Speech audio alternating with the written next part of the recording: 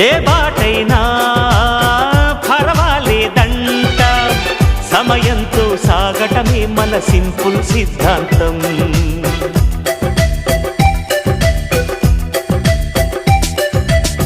చిరుగాలికి పరిమళమిచ్చే సిరిమల్లెల వనమై ఉందాం, గగనాన్ని నేలను కలిపే హరివిల్లుల వంతెన అవుదాం.